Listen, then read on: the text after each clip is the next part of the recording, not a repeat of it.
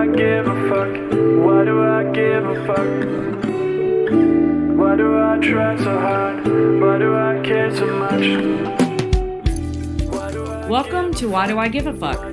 A cross-cultural conversation between myself, Deanne Tate, and Johanna Thompson. In these times of great struggle and possible shift, we ask ourselves, why do we give a fuck about any of it?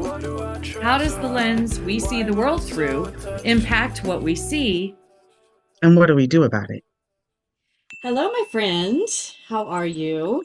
Welcome. Good Welcome. to be in space with you again. I'm well. I'm doing well. Yeah, I can see your incense wafting in front of your camera. You've got some nice It's incense. always good to do this Good. Bring the as we're vibes. having a conversation. I'm breathing it in. I'm breathing it in. So, hmm but I wanted to just jump right in because our last two episodes, we did a part one and part two talking about American exceptionalism, and I'm using air quotes for those who are listening to us. And, our last conversation, we talked about the concept of what would be considered an exceptional nation. What kinds of things would we like to see in the U.S. territory nation to have it maybe live up to the concept of an American exceptionalism, because we've talked a lot about how that's a title and a moniker and a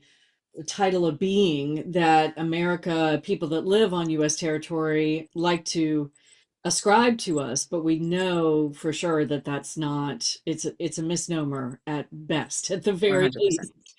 And so I got to thinking about, I've been thinking more about, since our last conversation, about what would make it an exceptional nation. And I've been thinking about it in terms of, I wanted to introduce an event that folks can join. And I think you've already signed up to join the next one. It happens once a month on the first Tuesday of every month at noon Eastern Time.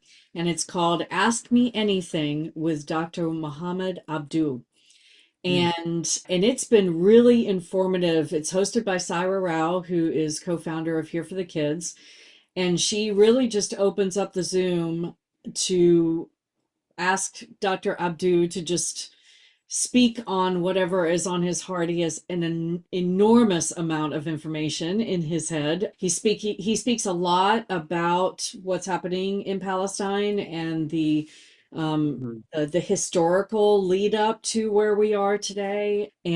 But it really got me thinking that when he talks about, even though he's talking through the lens of Israel and Palestine, it really has a lot to do with what makes an exceptional nation and how can we be exceptional when we are bred out of colonization. And I'm grossly minimizing the things that he talks about, but I would encourage everybody. I'm going to drop, just to do a little business, I'm going to drop the link for registration, and it'll be in the description notes for this episode. So I encourage everybody. It's open to everyone. It's an hour-long Zoom, and I encourage everyone to join for the next one, which is the first Tuesday of May. So we're coming up on May. But anyway, I just thought we would talk a little bit I'd about. be really interested in that. And do you want to share a little bit about Dr. Abdu's background and like some Yeah. of the work that he's done? I think that would be like really inviting to people to hear.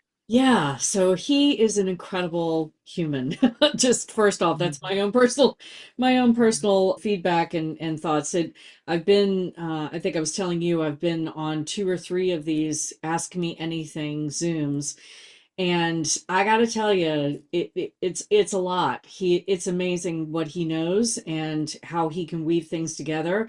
So I'm going to encourage you that when you come on the first one, not you, anyone that's listening, if you come on, just stay with it, because it's been two or three not episodes, two or three Zooms so far, and I'm just now starting to really click into the things, because he's so incredibly intelligent and weaves things so well that it's just astounding to me that a human has that much information in their brain. But I appreciate our scholars that help yes, oh, us to like have some clarity. yes, and I know I'm not doing it justice, but let me just read his bio, because It's something else. It's on the registration page for the Zoom. Dr. Muhammad Abdu is a North African Egyptian scholar and organizer. He's a professor and he's a seasoned expert and analyst in Middle Eastern, South Asian, and African politics. He's the author of Islam and Anarchism, which was published in 2022.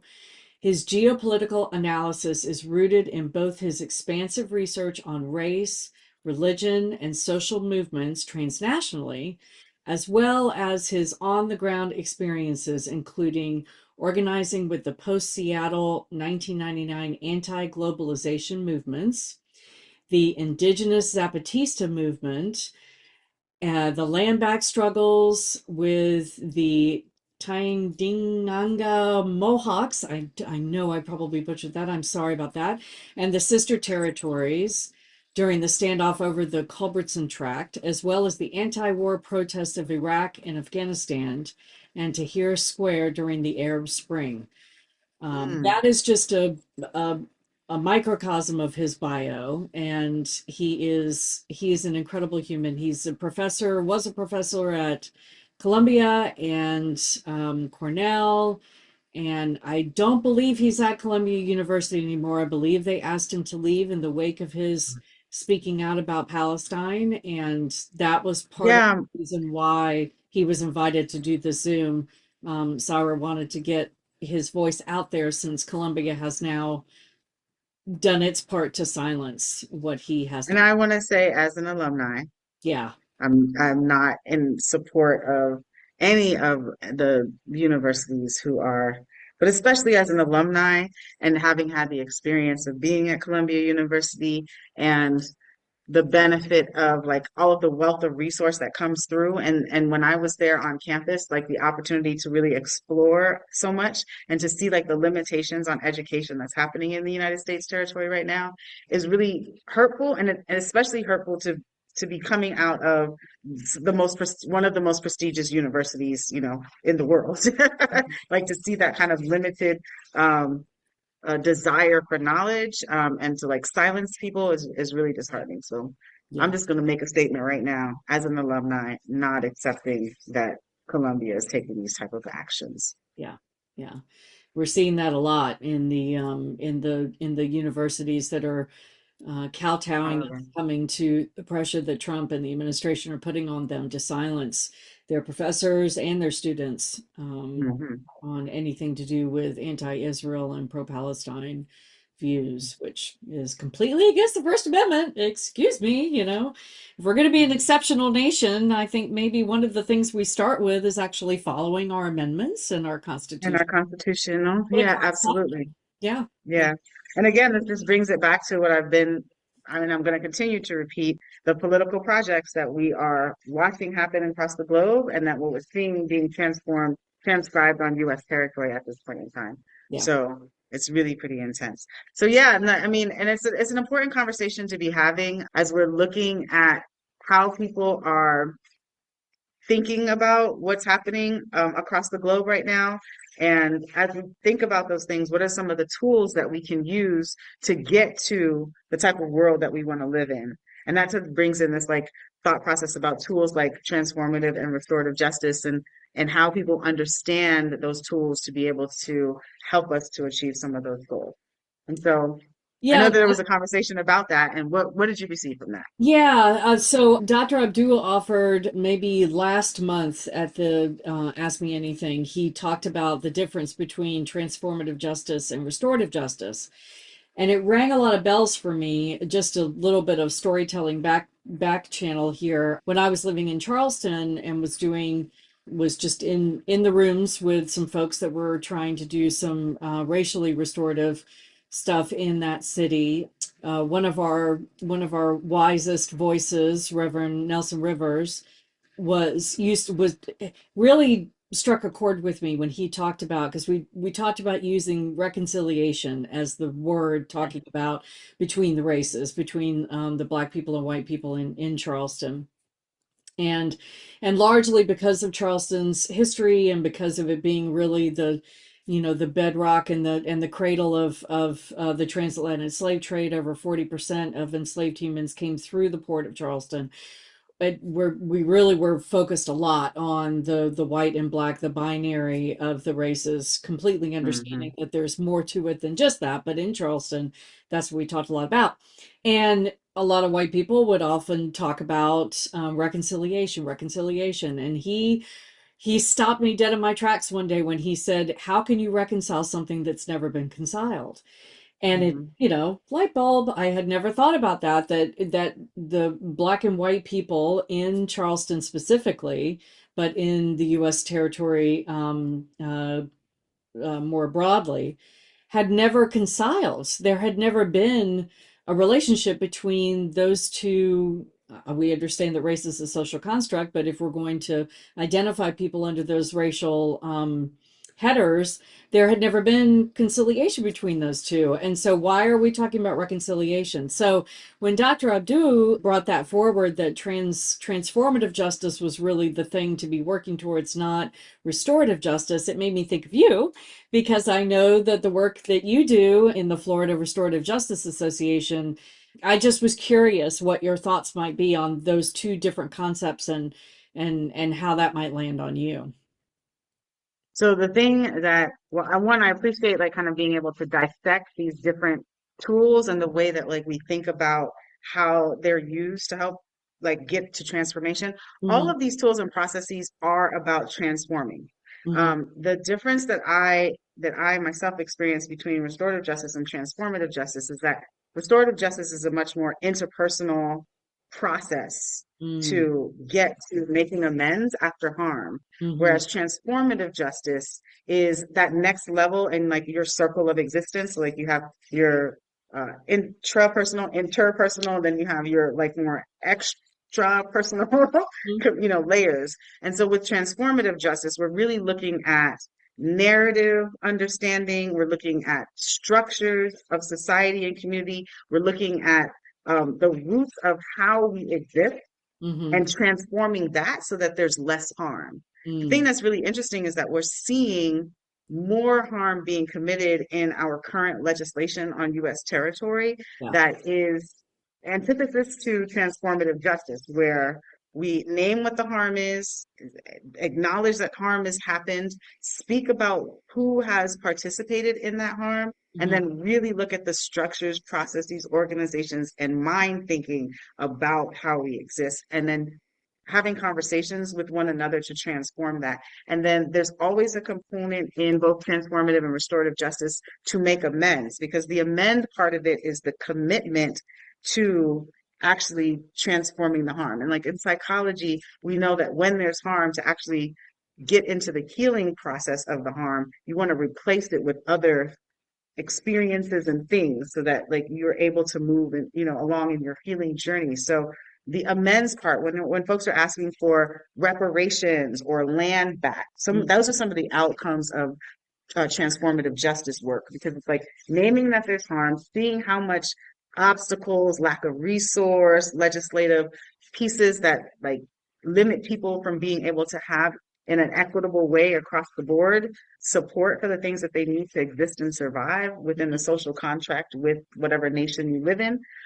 That's where we're focusing the making sure that we are achieving some type of equity within the process of transformational justice. And Hmm. then going to restorative justice, the harm is named, you're able to bring the parties together. It's a much more interpersonal conversation, even if it's a community restorative justice process. It is more interpersonal, where you're bringing people into a circle to have a conversation to identify the what are the issues that have occurred, how they've been thought about, how they can be redirected, and then amends be made in Hmm. regards to that. Hmm. So Hmm. that is really what the difference is. I get so curious about how. So when I was listening to Dr. Abdu talk about when he was talking about it within the context of what's happening in Palestine, and it reminded me of what Dr. Reverend Nelson Rivers said about, how can you reconcile something that's never been reconciled? I wonder if, because I know you do this work and you're speaking on these issues a lot more than I am, and I'm curious if do folks have a hard time understanding how to make amends in something as globally massive as a genocide or colonization and taking of other people's land? I mean, it's like, I don't know. It almost feels like you can't. I don't know how you would fix that, or how. What would the amends be? I mean, that's where the land back comes in terms of giving back, that which you've taken, which to folks, that are listening to this on U.S. territory and the United States, we're talking about. We are actually on a land mass that was called Turtle Island by the indigenous folks that we took it from, and so if we were going to give land back, that would mean the United States would need to, give land back to the people that they took it from. And I know that scares a lot of folks, to think about, well, what does that mean for, what does that mean for the United States if we're going to give the land back? Where are we going to live, And so I'm curious about what your thoughts are. If I know that's a really big topic, but I'm thinking if we're going to be an exceptional nation, if the United States is working towards being an exceptional nation, not that I think we are, but if we were, wouldn't it start with that, right? Like owning what we did to the indigenous folks and then somehow making amends for those actions, and I think that's a stopping point for a lot of people because it just feels so big. But I'll stop talking. I'd love to hear what your thoughts on. Yeah. So one of the first things that I'm thinking about within either of the processes, restorative justice and or transformative justice, that that is not the burden of the folks that are a part of the process, Mm, to identify and determine what the amends look like. The folks that are harmed will be able to tell you straight up. yeah, This yeah. is what amends looks like for me. Well, however crazy, I always give this example in restorative justice, working with folks that have had like significant harm. So you're familiar with this case of a person who their child was killed while imprisoned, Mm, and they want justice for their child being killed in the prison, and then offering the process of restorative justice. Like, all right, would you be open and willing to sitting in a circle with the what do they call it? The correctional officer mm, who killed your son, and having a conversation, asking them how what actually went on, because you've only seen the report, asking them like what was in their mind as they were doing this, asking them whatever questions you want to know about your child and their last moments of breath and all of those things, and then being able to communicate to them what it is that you feel about them telling you what the experience was like. And initially, when you've had that much harm and pain, people are like, hell no, all I want to do is have this person killed, dead the yeah. way that they killed my child. Like, that's the first most natural human response. And Mhm. then I'm offering, well, we know that that's not, we don't live in an eye for an eye society or community in this moment, right? We have in the past. And since that's not realistic that this person would be killed in the same manner as your child, what are the other things that you could think of that could make you feel good? And the person didn't even have the facility to be able to conceptualize that. It was Right. just like nothing that they could imagine. Yeah. So I was just like, well, imagine if this person had to come to your house every single day and wash your car. And I just made wash your car and give you $10. And every single day, wash your car, give you $10, and tell you that they are sorry for killing your son and whatever else it is that you need to hear from that person on a daily basis until you were tired of hearing it and didn't need it anymore. And what I found fascinating is that it was the first time that the person could access within themselves a consideration of some other way to get to a healing place. Because it was like a moment of pause. It was a moment of, oh, I didn't even think that I could think of ways to take care of myself within this pain that this other person that created this harm could provide for me. And that's the restorative part of it. Even if there isn't in restorative justice, even if there isn't relationship, you're also helping to restore the individual back to themselves, right? Because when pain occurs, when violence occurs, and there's not an opportunity to like address what your needs are, or even loss, death of any type, when you're not able to go through the process of the pain and the grieving and get something back from the person that harmed you, we always think that getting like in you from our U.S. narrative, we always think that getting back is doing the thing back to the person. Like that's our natural human violence. Is like, no, Yeah. get them back. You come with me into that. And there's a very strong culture of that in Jamaica. Like, Mhm. nah, I'm gonna dead you before you dead me. You know what I'm saying? So it's like very strong culture of that. But in the US, we have like our criminal justice system that allows for this kind of like how do you say surrogate methodology of addressing violence and harm by locking humans up. And I mean, they do it all over the world. Mhm. But in that process, the people that are harmed actually never get any type of restoration. They're like, the person is locked up, but there's no healing process or anything that allows them to like actually restore themselves. And so that's the concept in restorative justice is that you're trying to help people to get to a place of restoring themselves. You're also acknowledging the person that is creating the harm, that they've had harm and trauma that has occurred to them most of the time, unless you're a person that has like, are outside of our normal social neurological processing. Right. They, you know, most of humans have had some type of trauma or some type of experience that places them, in this situation where they have to be accountable to their behaviors. And Mhm. so restorative justice also acknowledges that in a more interpersonal way and has the conversation of that so that the person that was harmed by this person that has also experienced harm, we're trying to break those cycles of violence that occur again in an interpersonal way.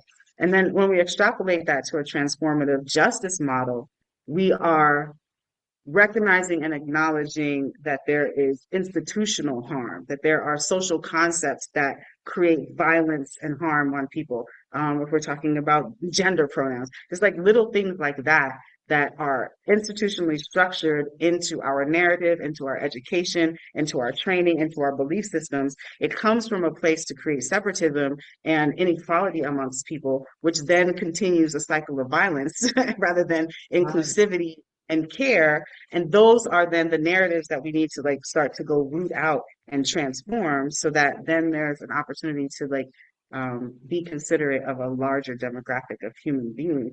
Mhm. In that model, the thought process is that you get to be your whole, full, authentic self. Mhm. And as your whole, full, authentic self, being in that that personal peace, um, when people are in personal peace, it's less likely that they're going to be creating harm on other folks Mhm. because they're not in a state of any type of lack, pain, violence, or anything like Inspiration. that. And so Right. that is the North Star that like folks that are in the practice of this work, transformative and restorative justice. And I'm saying this from my perspective. I mean, it would be a wonderful conversation with other people who are thought leaders in this. But in my perspective, that is what we're trying to do. We're trying to create environments that allow a larger demographic of people to exist without violence, harm, and pain. Yeah. That would be an amazing society for sure. For We'll sure. get to our exceptionalism, you know, in some way. There's a ton of other tools to be able to use to make that happen, right? So we have like, well, and it's terminology that folks don't like so much anymore, nonviolent communication, like, but it's like, how do we think about talking to each other, recognizing how people are exist in the moment when you're being in communication with them, right? So I like to think about dealing with young people, children, and your adults, and you go into a conversation with a young person, recognizing that there is a definite power dynamic imbalance, right? So, and because of that, you change your language, you Mhm. change your tone. Sometimes you change your posture. Sometimes you like kneel down to get Get to their down on that side. level. Right. You know what I mean? Sometimes you have an intonation and a vibration that allows for a connection that balances that disproportionate power so that you can actually have a connection with another human being. And the same model is the way I like to think about it when you're talking to adults. So you're not baby talking and all of that, but you are finding shared language, right? Shared understanding of language, different posture, and opportunity to like create an environment where people feel like they can communicate with each other in their most authentic selves. Those are some of the tools that we want to like really start in transformative justice to be training folks in Hmm. being able to, use in their everyday Yeah. lives. Thank you for that framework. I don't, I mean, I'm a teacher by trade, so So it's instinctive for me when I'm talking to a child to get down on their level and to, to do all the things that but I never thought about it as a balancing of power. I never thought of it that way specifically. I mean, I remember I used to, when I was a preschool director, I used to get on my teachers all the time because I would hear them say, "You don't say no to me." And I would pull them into the office and go, "Well, actually, we need kids to learn how to say no to people. Just because you're Mm, the tallest person in the room, you're setting kids up to be vulnerable for, all kinds of fuckery by adults if you yeah, teach them that just because you're they taller than have to. me, I'm not allowed to say Hmm. no to you. It's important for us to that they understand that there are consequences when you say no, or that there might be Yeah, consequences, or there might be different things that will happen as a result of that no, but it's not just blanket, I'm taller than you are, so therefore you can't say no to me. That's yeah. and maybe coming from my own personal experience, that's really important for me because one of the things that I was not taught is personal boundaries and Hmm. how to know what my personal boundaries were and then to be able to express them, especially to an adult, was just not a skill that I had until long after I became an adult. So yeah, thank you for that framing. That was really interesting. Thank Yeah. you for saying the no thing because now as I'm thinking about parenting, but then I'm also thinking about our larger global U.S. territory's larger global presence Mm, and what no looks like on a global scale. I would offer in my parenting that no was not a word that I promoted being used because I don't want a little 2-year-old to tell me no, that's not going to be acceptable. Not never. And what you mean no? That's not happening. But but that's not okay for me, which gives actual more information than the no, mm, right? Because that's not okay for me is allowing somebody to say, like, for you to understand, like, the thing that you're doing can also be creating harm. We normally use the no, no, don't do that, don't touch, or whatever. No, but when you are learning and evolving, no doesn't give you enough information about what your what the no is. yeah. And if you're thinking about how bullying US policy is with the no, you're not going to do that, Mhm. that creates the violence and the aggression that allows for us to continue in these cycles. And so I'm offering and transformative justice would offer, what are the different ways that we can communicate what it is that we mean when we say something like a no and not use the no because the no is the aggression. That's the aggression. That's the power in. That's the I'm not in it, when somebody says no and they're serious about no, there's no more discussion in that. Yeah, yeah, Right? And there's a time when there's no discussion in it because harm and violence is happening in the moment, and a no is what is necessitated. But in the negotiation of things, mhm, no shouldn't be the first thing because it doesn't allow for a conversation and it doesn't allow for real rooted understanding. mhm. And people need to be checking in with their rooted understanding because we've been taught so outside of what human relationships should look like.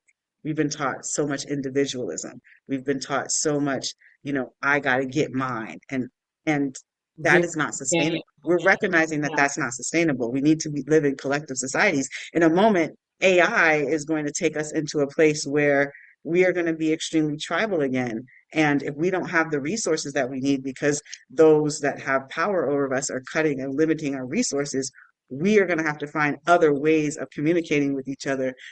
No's will be necessitated when it's like, no, I need my food. But there's also going to be like, how are we going to exist together when we need to figure out how we're going to share a resource?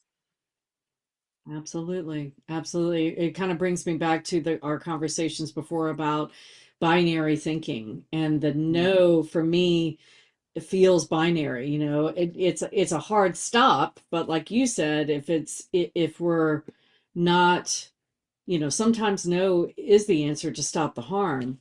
But yeah, we just need more language. That's a really great way to say it. And you know, what an incredible society we might live in when we could discuss those kinds of things with each other in that way without just a hard stop.